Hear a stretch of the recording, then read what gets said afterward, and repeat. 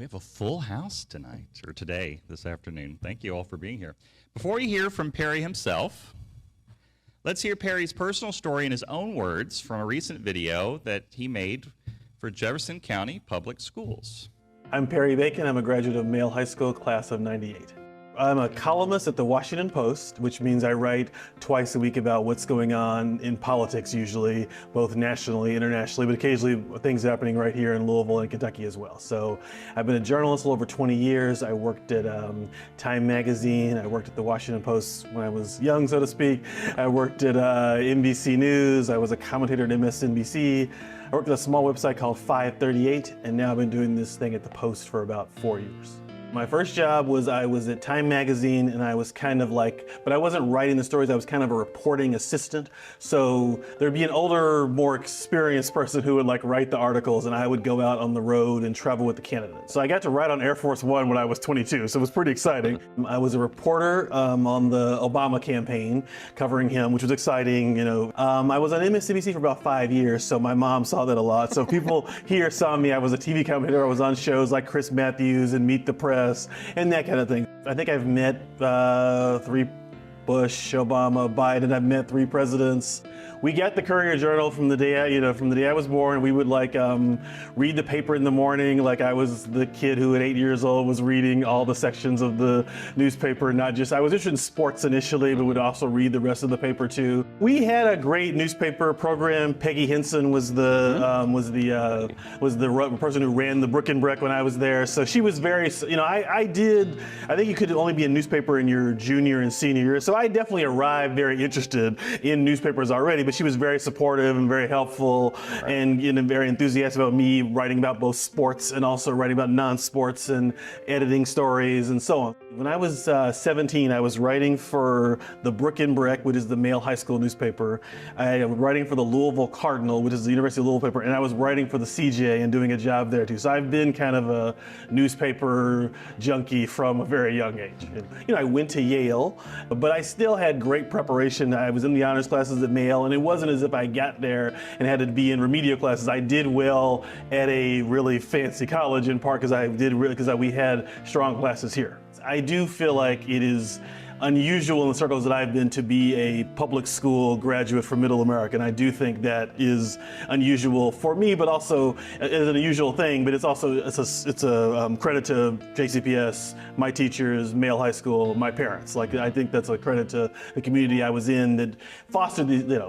I'm a black person who grew up in Shively, so it wasn't expected that I would be working at the Washington Post, but everyone along the way was like, this can happen for you. It takes a village, and I really did have a great sort of village along the way to help me get to where I am.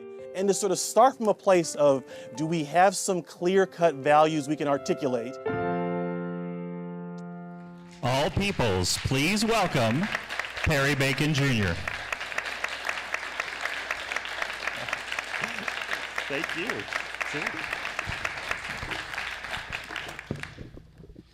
Welcome to All Peoples. Thank you. Well, I'm going to start off with our first question. Let's begin with you growing up in Louisville. You mentioned in the video about growing up in Shively. So what was it like to come of age in Kentucky? I guess it's hard to compare since I did this here, but it was great. My mom is here, and I had a great a round of applause. We had a great childhood. We went to church every Sunday. My dad was a pastor. I was the oldest of 3. We were very huge NFL enthusiasts on weekends. In addition to church. What was your favorite team? My dad was a huge Cleveland Browns fan, so I sort of root for them, but I don't have necessarily a team myself in that same kind of way. But yeah, I had a really great, idyllic childhood, Excellent. Well, we saw in the video you graduated from Male High School here in Jefferson County, and a little nod to myself, I'm a public school educator. This is my 20th year in public school education. No applause. But I'm curious to hear what parts about public education today concerns you, and then what parts make you hopeful for the future. So first, concerns. The concern I have is is the new government going to try to ban teaching honestly about race or gender or being transgender? I have a lot of concerns about what the new government thinks about public education. But before that, but I'm not somebody who thinks public schools are flawed or bad or what have you. I'm not saying everyone is perfect, but in general, what institution in our country educates whoever works with whoever comes in? Like, Barnes and Noble can kick you out. Like Yale does not admit 2%, like 4% of the people who apply, versus like a public school is the rare institution in our country where everybody who comes, even if you're an illegal or undocumented immigrant, the public, schools are required to let you be educated. So it's the rare institution in our country where anybody can come in and we try to serve you, help you. So to me, it's a real tribute to our society, and the one thing we should be trying to spend a lot of time defending as much as possible and really trying to fight the efforts to undermine. And so I went to Male, there's a good part of magnet schools which you can sometimes be in a specialized program, and there's a kind of a bad part of magnet schools in that they can be a little bit more exclusive, and they can have higher requirements, and they sort of take away from the sort of public part. And to me, the most important part is not like Manual has good test scores. That's not surprising. Manual acts like Yale. They exclude everyone they don't want. The real important thing is like the Iroquois high schools, the Shawnee high schools, and the places where everyone goes, and there is, whatever the average test score may not be as high, but those places are a lot of where the learning goes. Taking a kid from the 14 to an 18 on the ACT matters. It may not be 26 to 30. I think I have the right numbers here. It may not be as good, but I think a lot of education happens in all the schools, and I really hate when I'm in conversations where it's like, my kid cannot go to this school. Well, other people are trying to learn in this school that you're trashing, so keep that in mind, that we have public schools for the whole community, and they are trying to help the whole community. I love it. Good answer. Just a quick dovetail to that question. So if you had the magic wand, I might ask that once or twice today, what would be a hope, along the spirit of the hope, what would something you would want to happen in public education for either people to recognize? Maybe it's a federal or a state level thing. What might that be? To recognize that there are good teachers, good students, and learning happening in every school. So that'd be the place to start from. And then, this is a very simple liberal answer, but I think in some ways a lot of the schools that have more needs should get more funding. If you are a lot more funding, I know they get.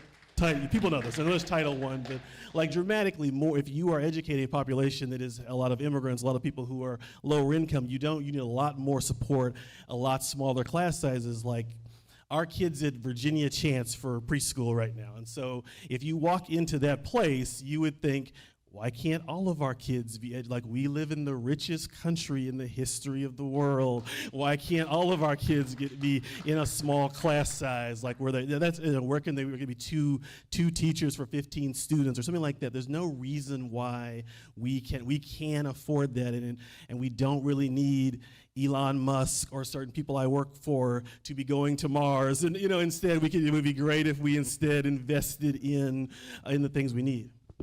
Thank you. I love that answer. Jeff Bezos is the owner of the Washington Post, so just that's true. That's true. in case you didn't miss the joke there. You obtained a Bachelor of Arts degree at Yale in political science, right? Political science, okay. Yes. So what advice would you give a young person who wants to be a major in journalism today? I guess the answer a lot of us give is don't, but, I get that as a teacher. Why do you want to go into yeah, go ahead.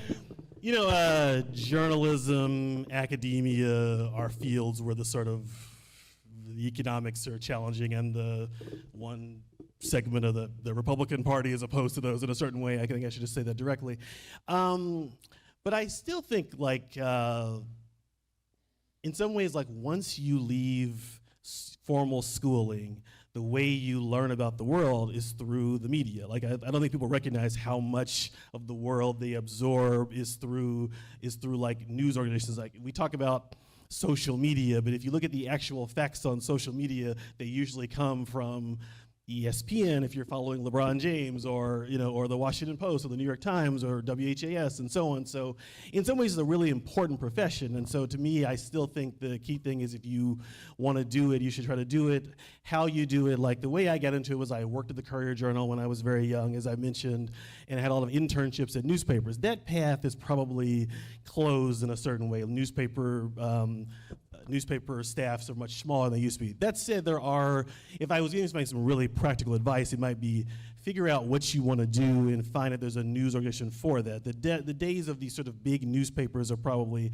in decline, but there's a lot of, like, if you want to write about politics, there's a place called Politico that's in Washington, D.C. There's a lot of, like, newsletters about climate change, and if you want about climate change, you can do that. There's newspapers, there's websites that cover religion, and if you want to, so figure out what you want to do early and sort of become an expert in that, and then try to figure out, can I write about that? That'd be the sort of, if I was going to give, like, real practical advice. So you have talked about and alluded to, and the video also referencing the idea that you worked in the White House. So just briefly talk to us a little bit about that first opportunity. What was it like to walk into the White House as a person employed to work there or with the White House, as opposed to, a tourist or a citizen just walking in and visiting? What was it like to be a journalist there for the first time? So the first time, I guess I mentioned, it was like 22 or 23. Let's say, hopefully I was right about that. So anyway, I was at Time magazine. Our normal White House reporter couldn't go on a trip. It was a trip to New Mexico with President Bush. And so I was assigned to go on the trip. You have to get up really early to get there to go through all the security. So I got up at 4 a.m. and so on. So I got on the plane in the sort of press section where the reporters sit. And I honestly fall asleep really easily, particularly in transportation situations. And so I guess I was out, because all I know was I woke up, there's a man was shouting at me, "Mr. Bacon! Mr. Bacon! Mr. Bacon!" And the third time I sort of look, and he then looks at me, "Hi, I'm Ari Fleischer." And so, if you don't know, Ari Fleischer was the press secretary for the president, who was at that point a very famous person. So this was quite embarrassing to have to sort of, to sort of figure out what's my question and so on. So, and so that was to do that was. So there was a period where I was in the White House press briefing room asking questions of the press secretary every day. So it's it's exciting. You get to when you cover the White House, or at least when there were normal presidents, I'll say, you got to go to a party. There's a Christmas party every year where you get to bring someone with you to get a picture with the president. So my mom got a picture with President Obama, and my wife got a picture with President Obama, and so that was exciting. So you get some. There were a lot of, I hate to admit that there was a period where I rode on Air Force One like several times a week, and I started complaining about being on Air Force One too often. I was exhausted. But at least you got your naps in. I got my naps in. Yes. I went to Hawaii on Air Force One, so that was cool. So the job is like prestigious, but I think it's like important to emphasize that most of the best journalism does not happen by the best journalism happens by people investigating things and people finding out things, not when you're in a when you're in a room, when it's on. You can't break a story when you're talking to the press secretary on national television. That's the sort of the opposite of journalism in a certain way, right. And so that was like a prestigious job, but maybe not the best job for journalism. Yeah. Well, I don't know how you're on musicals, but I hear that when you're in the room where it happens, that's pretty important. So you were that. Well, you may have been asleep. I may have been asleep, but yes, there were moments where things happened. Yes, that's right. Yes. You've mentioned a couple of presidents by name, so I wanted to ask that question to you. In the multiple presidents that you've met, what's a president that stood out to you on a personal level, and why? So journalists don't really believe in having people send them the questions beforehand, because we think everything should be spontaneous. But you sent me this question, so I'm going to seen it at the beginning. We faked this a little bit. Thanks for and so behind the curtain. Yeah. And so I'm going to do the rejecting the premise question, which is like, I sort of believe that politicians their job is to get the most votes my friends, when we get together as journalists, we say they're professional liars, and some are better and more sincere than others at that. And, I prefer Bill Clinton and Barack Obama and Joe Biden to George Bush or Donald Trump. But I would say but I don't consider politicians heroes. I try to really avoid that kind of, I think, Andy Bashir is better than most politicians and more sincere and more honest. That said, I would ask a pastor for moral judgment before I would ask, Andy Bashir's job is to get elected, and that does require some amount of obfuscating, whatever the polite terms are, for not being fully sincere at all times. And I think he would tell you that himself. So I think, so if I was gonna say people I really admire who are in public life, I might say, because I think most politicians are trying to follow public opinion and trying to figure out how do I get elected. There are a few of them that are sort of leading, I would say, and if you look at economic policy the last 15 years, I would say Bernie Sanders and Senator Warren are saying things that other people come to later on about how inequality has grown. I think they've been leaders. They didn't win the presidential campaign in part because they were too far out there. That's not a criticism of them. That's a credit to them in a certain way. I would say that the authors Ta-Nehisi Coates and Nicole Hannah-Jones have been ahead of the curve in sort of describing the history of where we are and helping us get to a fuller understanding of American history. So I think those are people I look to. But even then, I try to avoid, there's a famous quote from, there was a civil rights activist in the 60s, her name was Ella Baker, and her famous quote is along the lines of, it's not that Martin made the movement, it's that the movement made Martin. In other words, I think everyone gets it, but in other words, it's the idea that we spend a lot of time celebrating heroes, but the heroes were the people who came to the March on Washington and did all the work, and they had to have a spokesman, and he was a brilliant spokesman, and he did some of the work, but the movement is the thing we need. There's too much time, particularly, people I agree with probably in this room, I do not Justice Ginsburg, Speaker Pelosi, President Obama. I respect all those people, but I think there was a lot of sort of hero worship around them, and they are not going to save us. We are going to have to save ourselves. Well put. So in November of last year, shortly after the election, the Washington Post ran a piece by you entitled, "Don't Doom Scroll About Trump," I love this title, "Do These 5 Things Instead." So just as helpful to bullet through those real quick, here's what you encourage people to do. So first, join the union at their workplace. 2 is sign up for emails from Indivisible, which I know some of our members, I believe, have done. 3 was join the Democratic Socialists of America and/or the Working Families Party. 4th was join a policy group, and one of the examples you cited was the Save Bernheim Now coalition, which is very near and dear to the hearts of many of our members here. Thank you very much. But the last one of the 5 things you referenced was join a Unitarian Universalist congregation. And so, applause. And so my question to you is, what prompted you to suggest that to your readers as a meaningful action? What was it about that inspired you to say that? So, to be blunt, I'm assuming we have some data on the Washington Post audience, and it looks a lot like this room.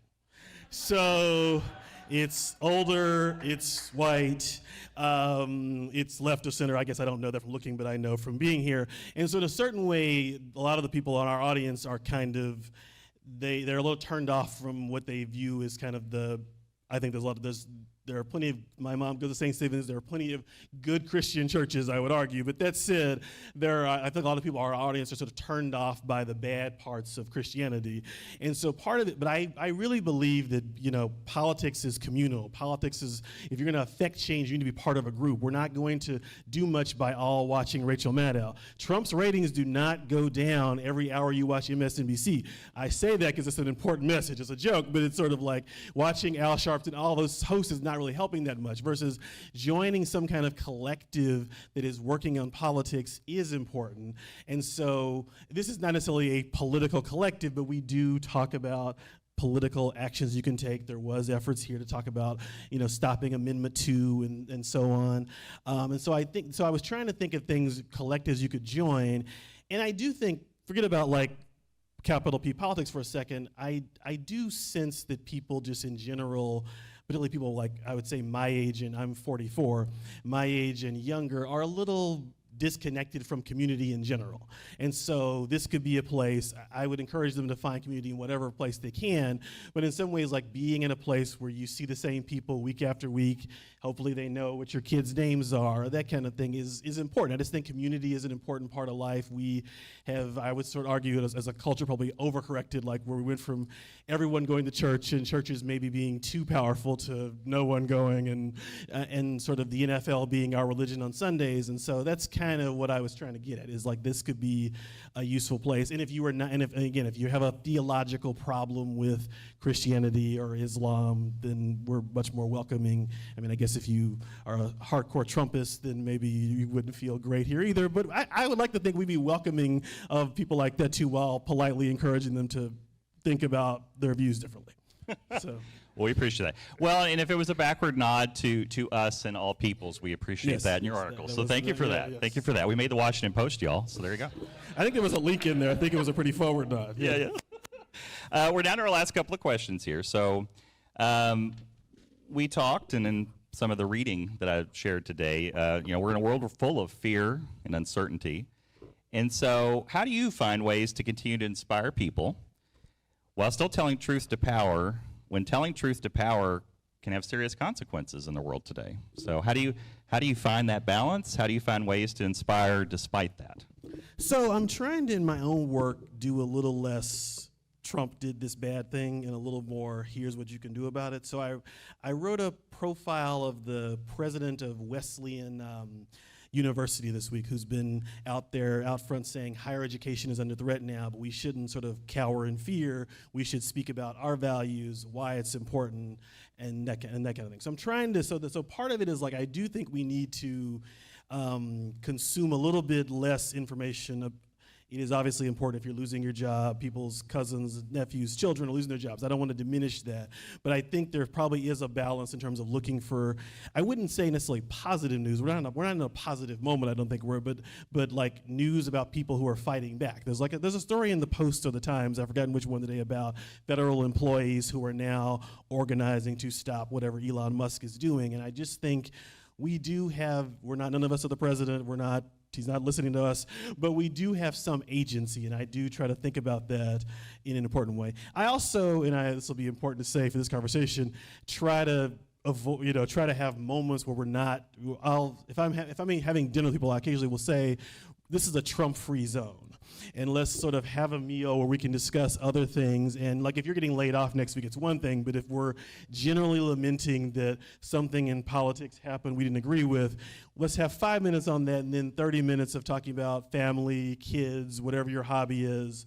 I was gonna say, after this session now, I will probably in the future try to avoid talking about politics here for that matter. So, in that, a word of warning, yes. I do think people need spaces where it's not just about we are inundated with that. And I think it's important. I think somebody earlier said we should not turn off our ears and eyes to what's happening, but nor do we need to be 24/7. Like, I'm a journalist, so the first time he was president, at 9:30 at night, I would get online and look at Twitter and think about what we had to write about the next day. I wasn't going to personally stop him from being reelected, and so in some ways, I'm trying to be much more cautious about it. It's 7 o'clock, okay, I've processed all the bad things that happened today, and now I can sort of sleep and relax, and it's going to take, 83 million people or whatever, I think Kamala got 76 million, something like 83 million people to stop. It's going to be a collective, I guess you can like this, it's going to be a collective effort to stop this, and none of us individually are going to. I love that. I know that there's you can march to a plan and say in 2 years, let's get a bunch of Democrats elected to Senate and Congress, and in a month we can do this march, but tomorrow what can you do to a friend or a neighbor? So I think there's that process. I love it. And there's something on Twitter, Blue Sky, one of these sites about here are a bunch of actions you can take that are not voting and not protesting. And I think there is something like if you support abortion rights, there are groups you can donate to that help people in states like ours get, travel to get abortions if they need them. And I think that's the kind of thing is where I think we should look more to actions we can take, and I'll try to find that list when I get home. I love it. Thank you. Our last question. As a writer, you above all recognize the power of words. Okay. So here's the question that you weren't prepped for. No, you sent me this question. No, I'm not being mean. It's just more like, this would have been a really hard question had I thought about it. So I'm relieved in this sense. Yeah. So the question is, what is the most radical word we should use today, and why? Okay, maybe I misread the question, so that's good. So I don't have the answer I thought I would have said. So I guess there are two words that I think are important that I've been thinking about a lot. One is a word I would argue you shouldn't use, and the word is backlash. So if you read the news, what you read a lot is there was Black Lives Matter, there was Me Too, Barack Obama was elected, and now there's a backlash.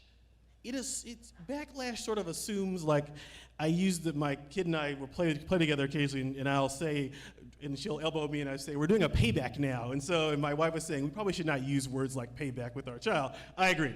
So, but I think payback has the same connotation as like backlash, that it's like, we did something and now they're backlashing, it's deserved.